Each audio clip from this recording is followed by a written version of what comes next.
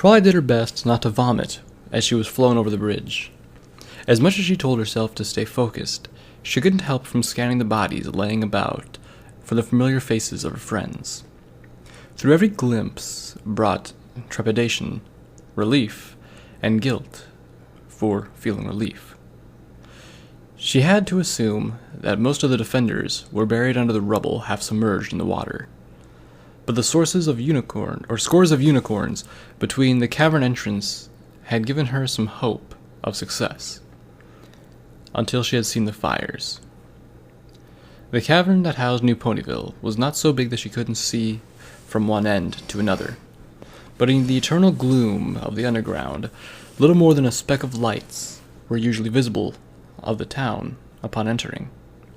Now, however, the entire cavern was at least partially aglow from the flames engulfing the town.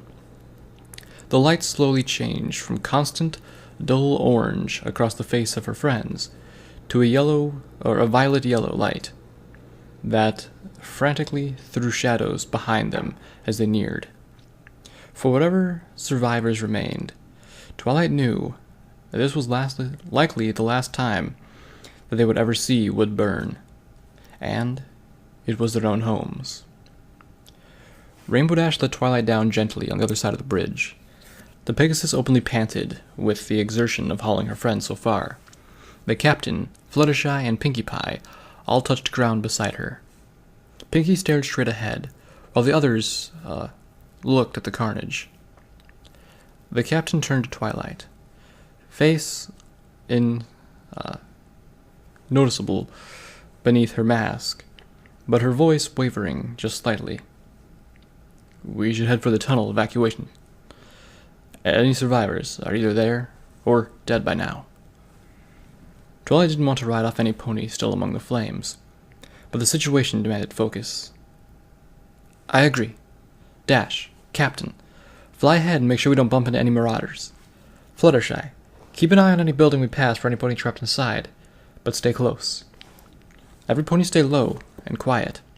We don't know how many soldiers are left, and we don't want them turning on us. It's possible they don't know where the evacuation tunnel is, and we don't want to lead them to it." Every pony nodded in unison and moved out, Pinkie Pie never looking away from the flames ahead.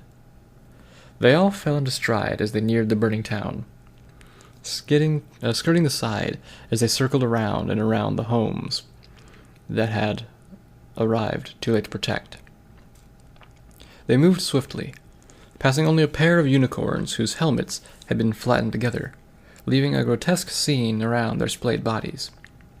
The silhouettes of Dash and the captain could sometimes be seen flitting between buildings, but Twilight found it impossible to distinguish one from the other. Other than her arising anxieties, the trip was uneventful until they were almost past the town. Twilight was looking at the rocky ground beneath her when she heard the thunder, but she saw the lightning briefly illuminate the entire cavern. Her head whipped up and around towards the noise, her mind trying to process a dozen things at once. Lightning? Underground? It came from the town. Is Dash okay? The last thought was answered a moment later, as Dash and Fluttershy alighted in front of her, the latter visibly quaking. "What was that? What happened?" Twilight asked, ears back flat in worry. "Where's the captain?" Dash extended a wing around Fluttershy, pulling the quivering Pegasus closer. Twilight noticed that even Rainbow's wing wasn't completely steady. "The captain flew off as soon as we saw. It's Nightmare Moon, Twilight. She's here." The general strode through the town, snarling at every shadow and torching every window. There were many soldiers in the town, but they had long since spread out to plunder and destroy as they would. Some of the more loyal ones had only departed after the stocky unicorn had simply abandoned words and rank in favor of growls and Proteus-less use of destructive magic. What remained of his face was covered in blood, his lips permanently pulled back in a snarl, and he trembled as he walked, as if racked with fever chills, extreme exhaustion, or both. Well behind him, stepping tenderly around pieces of burnt debris, came Trixie. The general stopped suddenly, as if sensing something in the air. Twisting his head around with one wide eye, he looked directly where Trixie was standing, narrowed his eye, and continued forward, muttering under his breath. To him, Trixie knew, there was nothing except empty air. The invisibility spell between him, one of her, first of many masters. He had been present for most of the battle, of course, quietly watching as her gift ate at his weak little mind until only strength remained. She could have helped more directly, but it suited her just fine to be forgotten among the chaos. Plus, he seemed to have things well under control, she added with a quick snicker. The general raised his head in paranoia again, blew the front wall off a nearby building, and shuffled aimlessly down the street. Despite the sights and smells of victory around her, Trixie felt unease, quietly gnarling at her. This is all secondary. Where is the captain? Would they have evacuated the prisoner, or is she locked in a cell in one of these buildings? Trixie frowned, her face quickening slightly. None of these looked like anything more than houses and stores. I need to find the town center and confirm the esteemed captain is chained, beaten, and helpless before this idiot torches her trail. The general stumbled and turned down a side street, yelling something about voices as he staggered through the flames. Trixie turned from him in disinterest and followed the main road, catching sight of a taller building between pillars of smoke. The great and powerful Trixie always finds what she is looking for, she thought to herself as she cantered forward. She rounded the corner, saw the town hall clearly, the flames only beginning to look at it, and was halfway through her first step when the lightning struck. The sound was incredible, deafening beyond measure, and not just in her ears. Her bones vibrated with the subsonic tremors as her head was whipped back from the sheer force of the strike. She had used lightning spells countless times before, but this was only similar in appearance. The air immediately filled with magical energy so potent that every hair in her coat stood on end, mimicking the static effect that real lightning would have had. Her horn sensed magic in the air so strong it hurt, as if she had taken a breath so deep that her lungs ached to burst. And to top it all off, Her Royal Majesty Nightmare Moon was now standing in the town square. Trixie, the chess master who had manipulated events to win the throne from a goddess, could only think of one word: shit. Her body, thankfully, had a better reaction. She had pulled herself back around the corner. Her back was pressed against the wall of a building she prayed would not collapse on her. What the hell is she doing here? How much does she know? Her questions were answered moments later, as a magically amplified voice rang through the entire cavern. The floor rumbling with the amplified bass of voice of divinity. Trixie Lulamoon! Rainbow Dash! Come to me! I have answers now! Her beloved captain appeared first. Luna had not known for sure that she would be here, or even still alive, and yet she was not surprised at all to see her. The captain approached out of the smoky darkness, flying swiftly to the ground in front of the alicorn, and getting to one knee. Luna looked down, her mind split between contempt and regret. She didn't know what to say, didn't know what she was doing. She knew that some pony had been lying to her, deceiving her, and she instinctively distrusted Trixie. But Rainbow Dash and Twilight... She shook her head. She was tired of questions, and her impatience had won. By right of rule, she demanded answers from her subordinates. The silence stretched on, punctuated only by the dull roar of flames and the noisy collapse of nearby houses.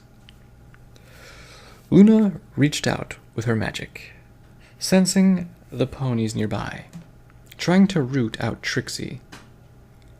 Her absence helps confirm her guilt. To her surprise, she sensed not just one nearby pony, but 8. Her unasked question was answered a moment later when a pink earth pony came bouncing out among the smog, her dead expression contrasting the comical skip. Behind flew a yellow Pegasus, almost lost among the light from the fire, a white unicorn, a yellow filly. Luna's eyes widened. She was standing in a ruined temple, the air cold around her, staring down at the defiant purple unicorn. She was recoiling, a city wreathed in flames around her, being stared down by the same unicorn. She was standing over a grave she had once dug and filled and dug again, full of bones and regret. She was young and prideful, and angry at her sister. She was old and full of emotion, and confused beyond measure. "Twilight Sparkle," she finally said. "Nightmare Moon," Twilight replied, her gaze narrowing. "Come to see the fruits of your labors?" "I killed you," the deity answered, her voice flat. "You're alive." "And she's staying that way this time," Rainbow Dash said, landing at a crouch beside Twilight. Twilight watched as Nightmare Moon's eyes flickered between Rainbow, the captain, and back to Twilight. It was only then that Twilight really looked at her eyes. For just a moment, she saw the pain within, and her expression softened. "I'm sorry," Luna said, seemingly to every pony. Several things happened at once. Luna screamed, throwing her head back in a primeval wail that could only convey absolute agony. The black, star-speckled cloud of magic that comprised her mane flew away and behind her, gently gathering in the shape of a pony.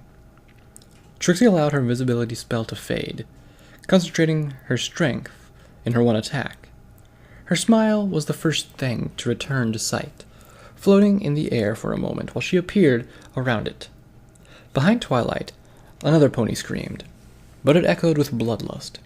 This time, Twilight turned and tackled Dash out of the way of danger as the general came hurtling past, his lumbering and incoherent charge an unintentional imitation of Big Mac's Last Stand.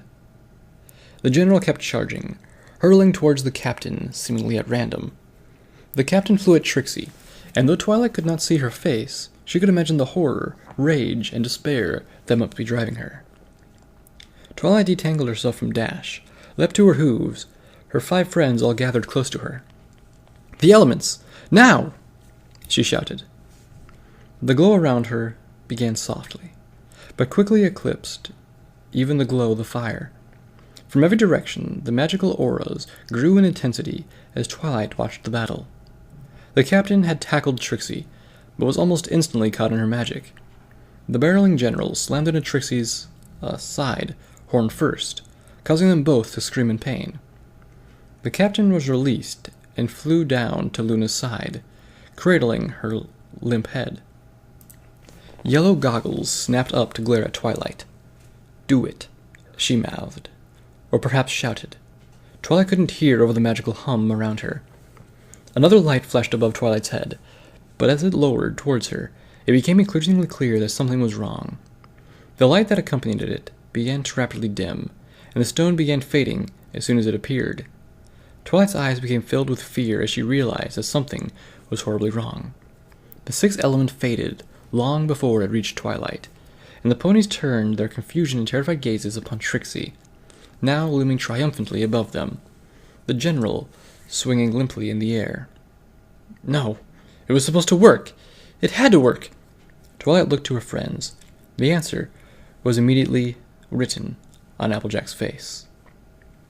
The filly looked completely downtrodden, ears back in genuine shame, but Twilight had no room for sympathy. I'm sorry, Twilight. I never got the chance to tell them. They all died. Big Mac died. And they never knew. Applejack, Twilight said, color draining from her face. What have you done? Something crashed into the building above Twilight. A pair of squat legs, left just visible, poking through the stone of the building.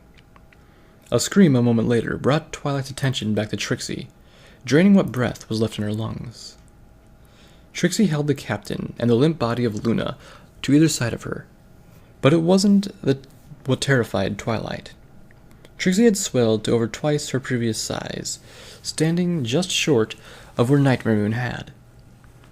Where Nightmare Moon had once had armor the color of midnight, Trixie's coat openly swirled and writhed with black waves and tendrils of something, seeming to emerge, ripple, and sink into the flesh again. The effect was like seeing a giant laughing hysterically, while worms of rot wiggled visibly beneath her skin, and Trixie's eyes held nothing but psychotic murder in them.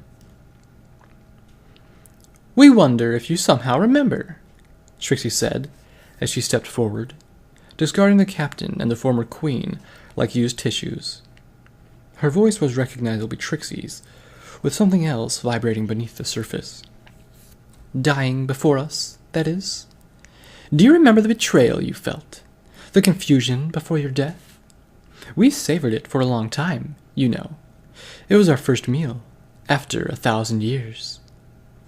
Despite her fear, Twilight stepped forward, hoping her eyes would hide near panic. "That wasn't me. And it wasn't you either." "Fool!"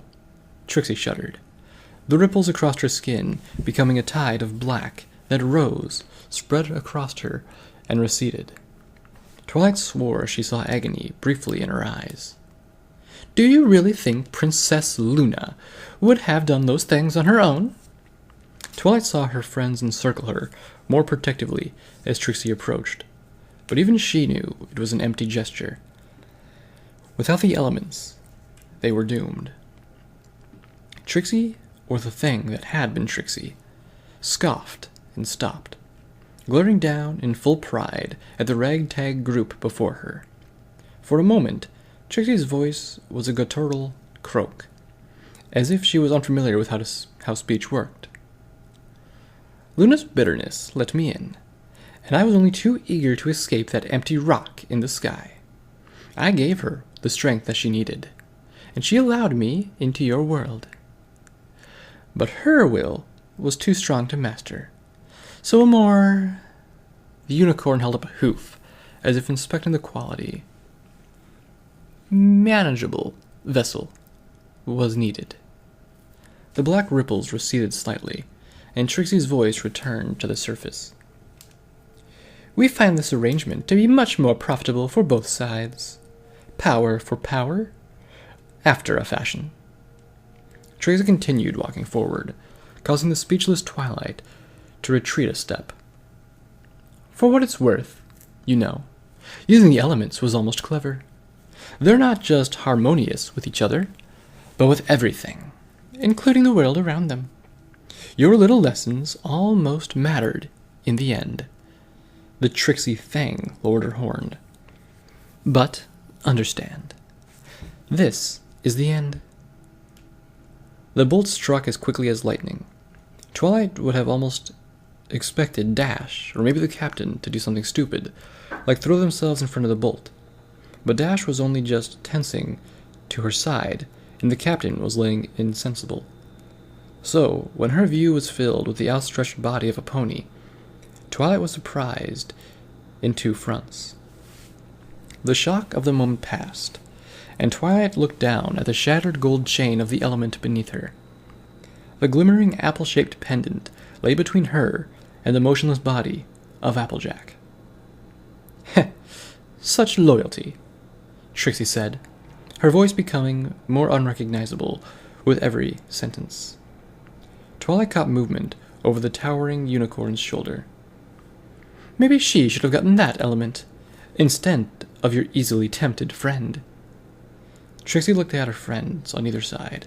Their expressions were stubborn and carefully fearful.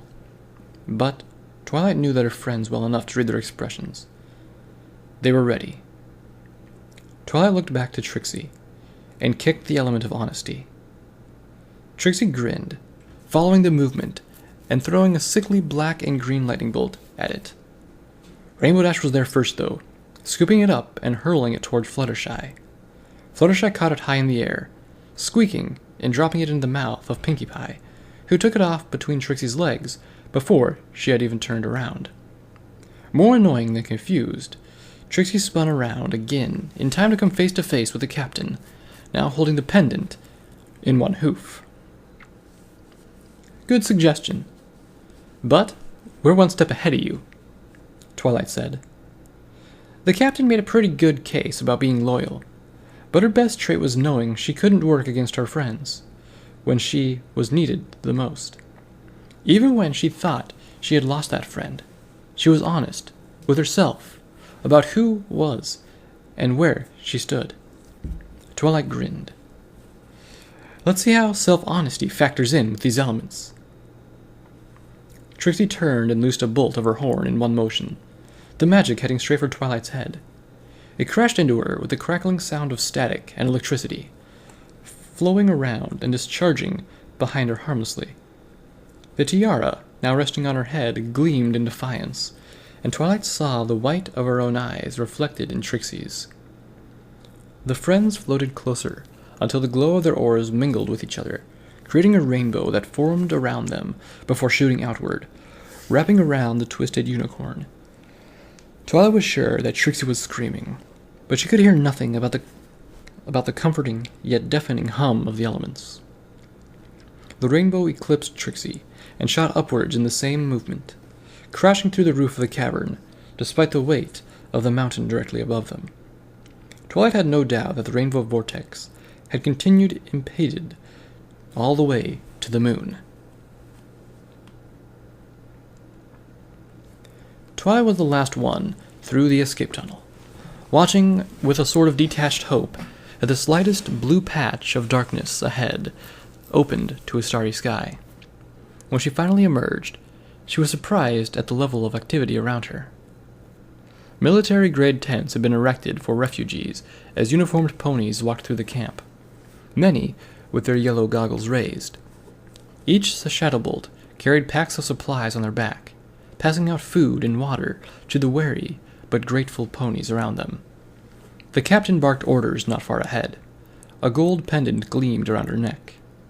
The shining white skull of the Shadowbolts somehow seeming to look less than threatening. Most of the survivors were still gathered around a large red earth pony, who lay on his back, feebly trying to ward off the ponies tending to him. Twilight walked calmly forward. In truth, this was not her first trip up and down the tunnel, but her fifth that night. Her and her friends had descended and returned again and again, at first for survivors, then for supplies, then for the bodies they could find. Despite their agreed-upon priority, Twilight had returned from the first trip carrying Applejack, though no pony had dared to approach her about it. The orange mare was laid out peacefully, now among the other casualties, being carried by a thin, white cloth to await burial. Somewhat disturbingly, the Unicorn General had not yet been found, though Twilight suspected he had been swept up in the same magic that had carried off Trixie. Twilight turned from the camp and headed a short way into the woods, exchanging a nod with the captain as she passed. She didn't need to go far, just over a rotted tree that had fallen around the far side of a boulder, far enough that voices wouldn't travel and other ponies wouldn't come looking. Against the far side of the boulder, Rarity and Pinkie looked on as Fluttershy tended to Luna, the alicorn barely managing to sit up against the large rock. Twilight set down the pack she had brought up from the tunnel, rummaging through it and levitating the contents towards the nursing Pegasus. It's mostly salves for the pain, no real medicine, Twilight said, addressing Luna directly. I don't know how this measures up to what the Shadowbolts have, but I think they've already used up what they brought. Some more will be coming back from Canterlot soon, though. They left almost an hour ago. Luna looked at Twilight with weary eyes. She seemed so thin to Twilight now, barely larger than a child. Her mane had receded from starry night to a simple light blue, her wings small and frail against her side. She looked as if she had been starved for weeks, but she had steadfastly refused any food so far. "I thank you, Twilight Sparkle, and all of you." Twilight smiled thinly, feeling more than a little tired herself. She turned around at a soft rustling, watching Rainbow Dash touch down beside her. The captain was not far behind, her torn uniform and raised goggles doing nothing to conceal her own rainbow mane. "Right on time," Twilight said, turning to the group as a whole. Every pony gathered around, looking at Twilight expectantly, but she shook her head and pointed a hoof at Luna. "Don't look at me. She asked you to gather." Luna managed to sit up a little, as all eyes turned to her, hiding her grimace behind a thin smile. "Thank you, Twilight," she began. "These ponies will have a long trip back to Canterlot, but they will be safe now. New Ponyville is no more, and for that I am deeply sorry." She paused for a moment, as if choosing her next words carefully. "I will not be returning with them." Fluttershy murmured quietly to Pinkie, and even the captain pawed the ground uncomfortably. It was not exactly surprising, but it left an important question. "The reign of Nightmare Moon is over, and I think I'll barely have the strength to travel now. Never mind rule." She paused again, looking the other ponies over. "I have no right to pass on any sort of leadership, so now the choice is yours. Some pony must guide every pony in this world, and you must decide who." "We all will. Together," Rarity said, stepping forward. "I won't," interrupted the captain, moving to Luna's side. "Where Luna goes, I go." She smiled warmly down at her injured friend. "Exile can get pretty lonely on your own." Luna smiled at the Pegasus, but said nothing. I'll try my best, but I don't know the first thing about ruling any pony," Fluttershy muttered, moving next to Rarity. Pinkie stepped over quietly. "A new Ponyville will have to be founded. Maybe a new Sugar Cube Corner." For the first time since she had left New Ponyville, Twilight saw Pinkie smile. The only thing Twilight and Rainbow Dash. Twilight looked at her friend, silently for a few moments before nodding. "We're going to stay and help," she said with finality.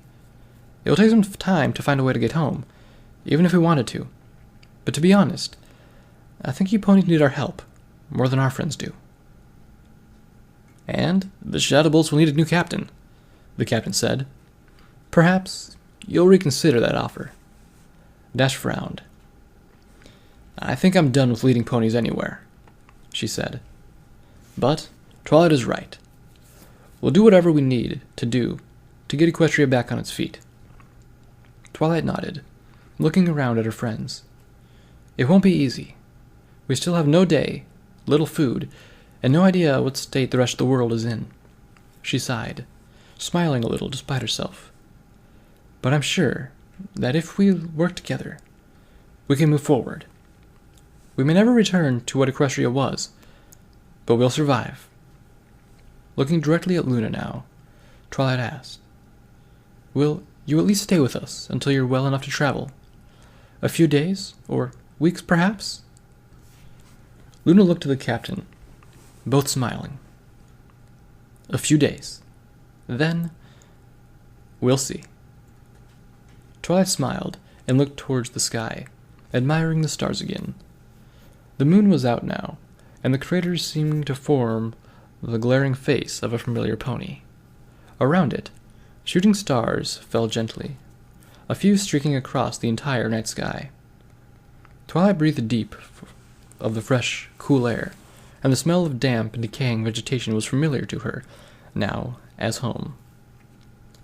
There would be more trials ahead, she knew, but for now, everything was peaceful.